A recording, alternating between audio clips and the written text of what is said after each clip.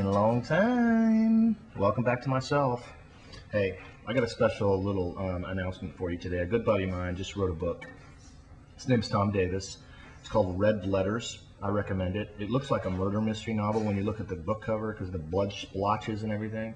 And trust me, Tom is not a violent man, unless of course you don't advocate for children around the world and care about the AIDS crisis in Africa. Then he might become violent with you personally, although that violates the tone of this book.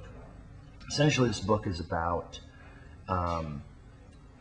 advocating as human beings that we should really care and advocate for the suffering of other human beings around the world, specifically Africa. Focuses on the AIDS crisis.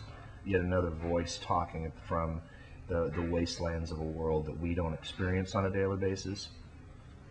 So let me tell you something. My other buddy of mine, Rudy Carrasco, has this saying when people come to him whining and complaining about certain aspects of the neighborhood in Pasadena or the ministry there. He says, well, what are you doing about it? And I guess my question for you is, what are you doing about it?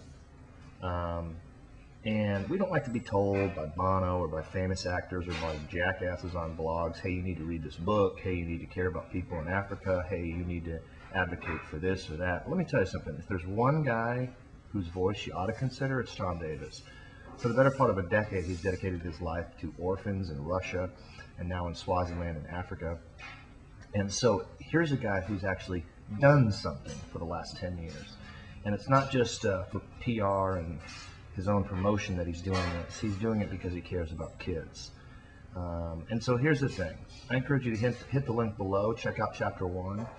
If it frustrates you, go ahead and pre-purchase it on Amazon by hitting link number 2 and buy it. There are many things that I would like to say to you, but I don't